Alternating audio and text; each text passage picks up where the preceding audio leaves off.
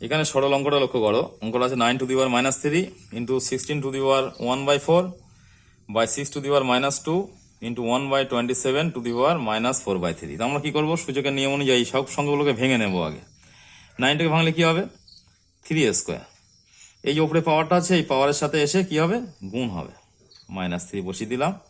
16টাকে ভাঙলে কত হবে, 2⁴ 2⁴ হবে। আর একটা পাওয়ার আছে উপরে মাইনাস বলে ব্র্যাকেট দিলাম, নিচে 6 আছে, 6টাকে ভেঙে নিই, 3 × 2, বাইরে পাওয়ার আছে -2 ইন্টু 1/27 মানে ভাঙলে 3⁻³ এখানে -4/3। তাহলে অ্যাকচুয়াল কি দাঁড়াচ্ছে, 3⁻6 ইন্টু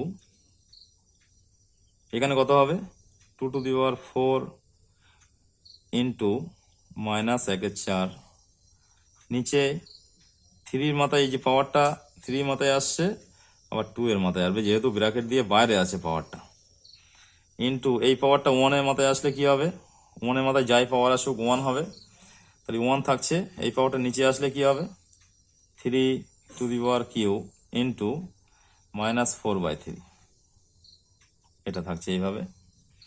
এবার কি করতে হবে, এখানে এই 4 আর 4টা আমরা কাটাকুটি করে নিলাম।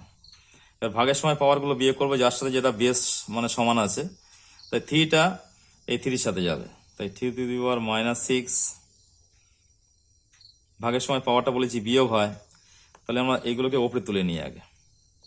তাই 3⁻, ওপরে গেলে কি হবে, মাইনাসটা প্লাস হবে, এখানে একটা 2 আছে সেটা লক্ষ্য রাখতে হবে, 2⁻1, এটা উপরে গেলে কি হবে, 2⁻2 ইন্টু এগুলো সব উপরে নিয়ে যাচ্ছি আমরা, 3⁻, এখানে 3 আর 3 কাটাকুটি হয়ে যাচ্ছে, তাই থাকছে -4, উপরে গেলে +4 হলো। এবার 3-এর পাওয়ারগুলো নিয়ে আগে ক্যালকুলেশন করব।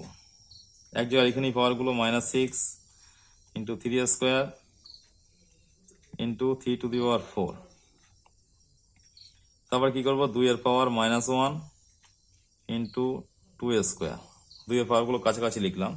এবার একই বেস হলে বলেছি পাওয়ারগুলো যোগ হবে, তাই 3⁻6 + 2 + 4 ইন্টু 2⁻, যোগ হবে এটা -1 + 2, এখানে দাঁড়াচ্ছে 3⁻, তাহলে 4 আর 2 6 হচ্ছে, এখানে -6 আছে, তাই -6 + 6 ইন্টু 2⁻1।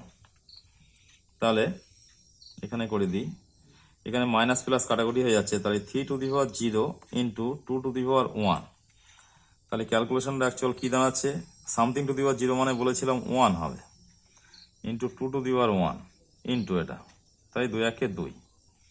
তাহলে এই যে সরলটা করলাম, এই সরলের অ্যান্সারটা এসছে আমাদের কত, 2।